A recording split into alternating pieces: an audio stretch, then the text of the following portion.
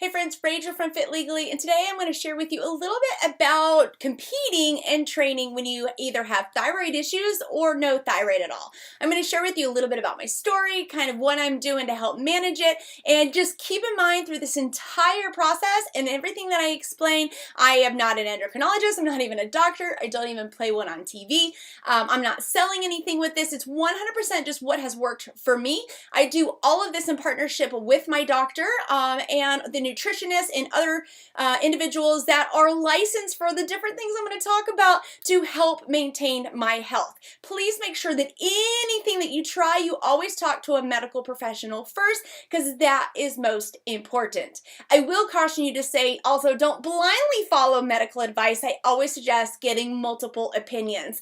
I have been dealing with this cancer, post-cancer stuff for almost 12 years now, and it has been a struggle for me to find the doctors that will listen to me, that will understand that I've done my own research, that I'm my own advocate, and willing to work with me whenever I suggest things or talk with me about it or talk me out of the idea. And so I encourage you through this whole process, if I give you a recommendation based on what I've been doing, again, not medical advice, and if you present it to a professional and they just nix it off the bat, maybe that's what's best for you, or maybe you need to see about seeking a second opinion. You are your best advocate, so let's go ahead and kick in and learn about managing thyroid issues and training and competing.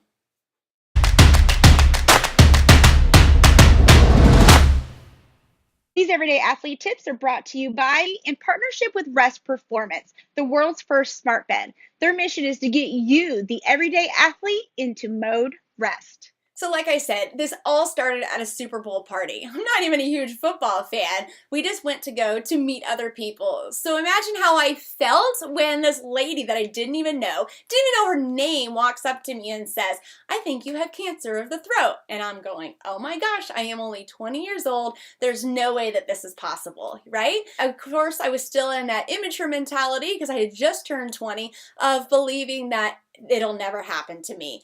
And so I kind of just let it ride for a little bit. I didn't rush home the next day and call the doctor or anything. Since I was pregnant at the time, my husband and I brought it up in our next appointment to the doctor, and they decided to send me for testing. Through the whole entire process, they were saying to me, "Oh, it's not cancerous, it's not cancerous." I had a golf ball size, which is interesting. You would think that I would feel it or see it, but since it was encapsulated within the thyroid and just pushing out just a little bit, it wasn't immediately noticeable, even to myself or to my husband. This other individual just knew what to look for because she had had the same problem, and her daughter also had the same issue. And so she just happened to see an enlargement in my throat, and it was about golf ball size. But through the whole process, even while I was pregnant, the doctors kept saying, "Don't worry about it, your thyroid levels are fine, it's not cancerous, blah, blah, blah." So I trucked along, we had our firstborn, and everything seemed okay, but now that I look back in retrospect, there were issues that I think were definitely attributed to the thyroid. I had like 50 pounds of weight gain that happened in the last 3 months of pregnancy. Also was on the edge of preeclampsia, which can be common in pregnancy, but it probably has something to do with the weight gain that also had to do with lack of thyroid attention. This is where I put in my little disclaimer, not as a medical professional, not as a lawyer, just as a thyroid disease sufferer, that you guys have to be your best advocate. You can't just blindly listen to the doctors, right? We would hope that they would understand what they're talking about. We would hope they'd understand what they're doing, especially an obstetrician who is managing your pregnancy. One thing that I have found while pregnant, while not pregnant, because I went on to have 4 babies also after my cancer surgery, is that general doctors don't always understand thyroid issues. Even the endocrinologists that I've gone to don't even understand young people thyroid issues. One of the barriers that I found that many find, and this is kind of what I ran into when they kept telling me it's not cancerous, you're too young, it's an old people disease, is that many endocrinologists are falling into this idea, and maybe it's changed now that it's been over a decade, because I'm now with a good doctor, so I haven't had to find a new one, but for years I was running into this issue where endocrinologists and general doctors kept saying, "There's nothing wrong with your thyroid, you're too young to have cancer, you're too young to have thyroid problems," and I'm starting to see an upward trend, and I don't know if it's just because people know I have it, so they tell me about it, but many doctors fall into this idea of, oh, it's just an old people disease, so we don't need to be worried about it. In retrospect, these are the top symptoms I'm going to outline for you guys that I had at the time besides the nodule, because you can have thyroid issues without having cancer. There's hyper, which is overactive thyroid. You can have hypo, which is underactive thyroid. And since I have no thyroid because I took it out because it was cancerous, I have hypo. There's Graves' disease, there's Hashimoto's, there's a broad range of thyroid issues that occur, but I always look for top symptoms. And these are especially applicable when I'm training really heavily or I'm trying to figure out if my levels are off. I can automatically tell by my hair and skin becomes really bad and brittle. I've always kind of had dry skin anyways, but once I start seeing flare-ups of acne, my skin and my hair might start falling out a bit more. Necessarily can attribute this to thyroid issues, because some of this can be a result of other issues. I just know for me, since I have thyroid issues, that when I see some of these symptoms, I know that my levels are off. Extreme fatigue is another one. And when you're training really highly, extensively, like for an Ironman or just triathlons or running in general, you can feel a lot of fatigue, and it's learning to differentiate between the two. Fatigue, sleeplessness. Sleeplessness is another huge one that I run into. Sensitivities to foods. I start seeing that perhaps foods start making me feel a little bit sicker, more bloated, and some of that can coincide with that time of the month for females, but it also can coincide when I am having thyroid problems or my levels are off. These, looking in retrospect, those were a lot of the issues that I had, but since I was a first-time pregnant mom, I didn't know if that was pregnancy or if it was thyroid, and it could have been either or it could be a combination of them together. So I ended up having my son Joshua. I did end up having one lobe, because your thyroid has two, one lobe removed, because again, everyone kept telling me, it's not cancer, it's not cancer, it's not cancer. It ended up coming back as cancer, so they had to go back in the second time to take out the second lobe. And the reasoning for doing one lobe over the other is that you can take out a portion and not necessarily have to live on life-sustaining medication. Like I'm on Thyroid now, and I've tried other options as well. That's just the one that seems to work the best for me. And so the goal at the time, because I didn't believe it was cancerous, was try to leave a little bit of thyroid lobe in there so that my body wouldn't necessarily need Thyroid or any type of medication, or at least very minimal medication to help supplement the thyroid. Now, I'm not a doctor, like I said, and my knowledge of thyroid and endocrine system is very limited just to how it impacts my body. But if you guys start researching into it, you can see how it can greatly impact other aspects of your body, the other systems as well. And that's why it's really important. If you're feeling any of these symptoms or you just feel like something's off, you really make sure you're an advocate and talk to your doctor. Luckily, unluckily for me, the results did end up coming back to say that it was malignant. And I say luckily in the sense that I'm glad at the time the results said it, and I could go ahead and get the second lobe taken out and go ahead and do my radiation, and I didn't have to worry about doing it later on, because the radiation and the removal of the thyroid did cause an onset of secondary infertility and just a lot of other issues that happened with my body afterwards, because like I said, the endocrine system impacts everything else. Really important, because I'm going to move in to talk about some of the things that I do for training to make sure that I am keeping my body on tip-top shape and to make sure that I'm not extremely fatigued and tired.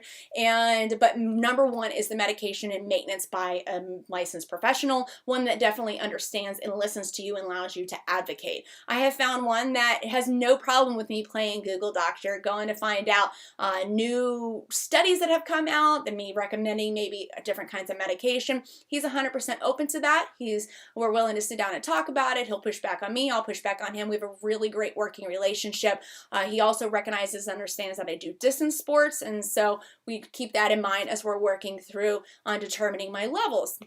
Whenever I get blood, I typically do this every few months, and we'll do the different thyroid levels as well as iron, vitamin D are the huge ones that we look for, just to make sure that it's trying to help. If I have a lot of fatigue, like I said, that's one of the symptoms, and so we try to go ahead and identify, is it thyroid or is it something related or other issues that we can rectify at the same time. Now, the daily medication is 100% a doctor's gonna have to prescribe. I am on name brand Thyroid, like I mentioned. There's other ones on the market. You can do some research on that. I just know that the doctor prescribed me certain medication, and above anything else that I'm gonna recommend here, that's the one thing that I am 100% consistent on, to make sure that I take my medication and make sure I do my blood results every 6, 8, sometimes 12 weeks, depending on how my levels are going. If they're all over the place, we'll shorten the time frame. If it's kind of consistent, we're not having to make much changes, he and I'll talk about maybe making it 12 weeks instead of 6 weeks time frame in between blood results. And just a note on here too, mine was malignant, so I had to do yearly scans. Once I got to the 10 years, I can move away from doing it every year to every 2 years. We still also will often blood draws that check for the cancer markers, because it's very high statistics for those that have thyroid cancer to end up with lymphoma or other issues arising out of taking radiation. Some people with thyroid cancer may end up doing chemotherapy as well as with some of their treatment. Not going to go down that path here. Just keep in mind that there's a lot of options available. It depends on the type of cancer you have or the type of thyroid disease on the treatment that you're going to receive for your thyroid. So that's pretty much the extent of when it comes to the medication. 100% do not budge on having medication at all if your doctor's prescribing it, okay? Now, one of the big things when it comes to thyroid medication that we can run into as athletes is if we're getting up early to work out and we want to eat beforehand, typically you're supposed to take your thyroid medication 30 minutes to an hour. It's really recommended an hour after you take your medication to be able to eat, drink, or do anything. And for many of us that are very busy, we've got really tight schedules, and we need to probably eat, get to training, and then get out the door for work, this can be very difficult. I've just recently been testing on taking the medicine the night before. I do have a fairly flexible schedule, so I've been able to get up and take it and then wait about 30 minutes to an hour prior to eating and then getting out the door to train. But I was still starting to cut that short, and I was starting to feel a little bit tired. And so just one of those troubleshooting, I have moved to taking my thyroid medication the night before. And that way I also can focus on the other supplements and everything that I'm going to take during the day and focus on eating and not impact, because again, the medication is the number one thing that I want to make sure is getting in my system, because I have zero thyroid support at all without that medication. All right, so tip number 2, after making sure you have your medicines and your labs and all that in order, you may still have additional fatigue and dryness. It's very typical when you have a thyroid problem. So I do some supplementing with vitamins and other supplements. Again, I am not selling any of this. I'm not paid to say this. I do work with a lab out of Austin. They're called PD Labs, and it's pdlabs.com, and it was, full disclosure, a friend of mine, her father owns it, and I just was so tired, and I called her one day and I said, okay, fine, please help me. You know, my meds are fine, my levels are fine, I'm just exhausted. And she goes, I bet your adrenals are drained. I bet you're suffering from adrenal fatigue. Got me hooked up, and I got on these supplements, and it helps to support. Again, it's not a substitute for my medication, but it helps to support the system, and I am feeling so much better. And I also am finding that recovery is a lot quicker from training as well. We have an entire female vitality kit, and it has everything that I just talked about. We have stuff for the adrenals. So we have the female energy. We have the adrenal boost. This I'm very religious at taking. The other stuff, probably not so much. Don't watch this, PD Labs, I'm sorry. But adrenal boost is the second priority after my thyroid medication. I really feel so much better with this. I feel way more recovered. I don't feel so fatigued and sluggish. Definitely helps. And then liquid D as well. So all of those come in like a female vitality kit. Another thing that you can do if you don't want to do the whole kit is Adrenamed. It's just another like adrenal boost, so it's kind of the same. You can just buy it by yourself, and I use those also in partnership with calcium, because not having a thyroid can drain the calcium out of your system. Again, only try all this. Talk to your doctor about it. I took it to him. He was 100% on board with it, and I have felt great, and I just stay actively discussing also with PD Labs and their professionals there, just so that we can fine-tune things as we go. I also take a vitamin D. The other one's just a liquid, and this is a pill form. So I don't take both. I take one or the other, but you can do it without buying the entire kit. But yeah, so you guys are gonna have to find what works for you. I've been through a lot of supplements. One of the things that I've really learned through this entire process is also not just picking a generic or a off-the-shelf local pharmacy type supplement, and the same thing can go for medication as well. I was having a lot of issues with the thyroid medication on the generic. My body was not handling the generic well, and so now I make sure that it's always put in as name brand. And I have found the same with my supplements and stuff. I really really want solid, good, vetted vitamins. I don't go for the off-brands anywhere for that, and I also don't go for just off the shelf at CVS or one of those other pharmacy places. I don't know the science behind it, and maybe it's all in my brain, but I'm physically seeing differences by taking supplements from an approved source. So that is what's most important for me, because I am not getting any younger, and so for me to continue to be training at the level I'm doing and spending time away from my family, I'm wanting to really be able to maximize the time, and it was really hard when I am feeling just adrenal fatigue drain. And it's interesting, I'll share with you guys just one little tidbit, how important it is to really get into a good process with your medications and your supplements and watching your levels and just making sure that's routinely. It's so easy to become busy. It's so easy to fall off the wagon of that. But a couple of weeks ago when I was on my way home from ITU World Championships, I stupidly put all my medications in my suitcase. We'd woken up at like 2 a.m. We were headed to the airport. I wasn't thinking about it. Well, Air France lost my bag, and it was gone for like 3 or 4 days. And in that time, I was trying to get more medication. Well, I had just filled it before I left, so insurance wasn't wanting to cover it again. The pharmacy was going to give me a couple of pills, but I kept thinking, oh, I'll just wait, because Air France kept saying every day, oh, it's going to be delivered today. It's going to be delivered today. I ended up going 3 or 4 days without my thyroid medication or my supplements, and I was drained. It took me a week and a half of taking it consistently to start feeling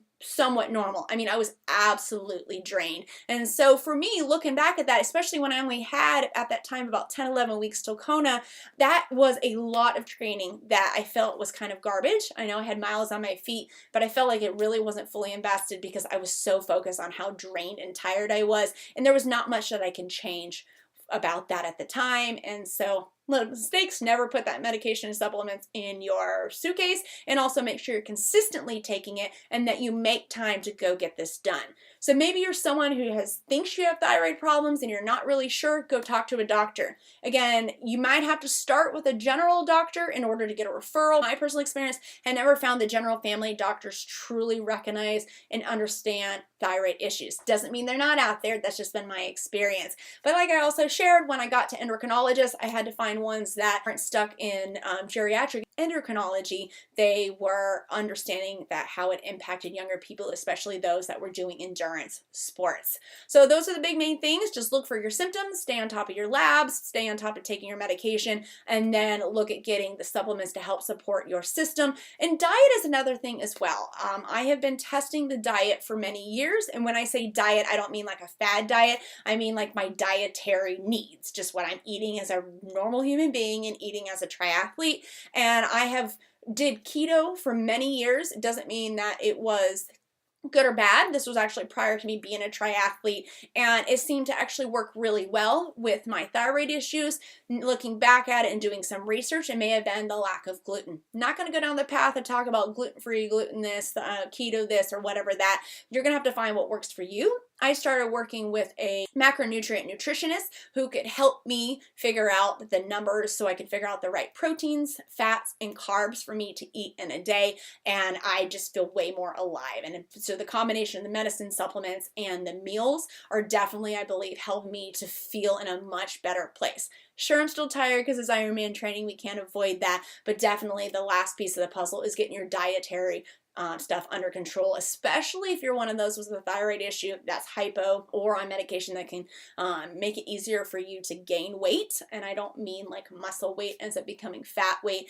I've struggled with that for years, and so I completely sympathize with you. But by getting the medicine, supplements, and dietary needs under control, you can definitely work towards being able to just be healthy. You don't have to be skinny, you don't have to be muscle bound, you just need to be healthy and feel best, and that's the biggest goal. I hope this helps you guys just a little bit with your thyroid information.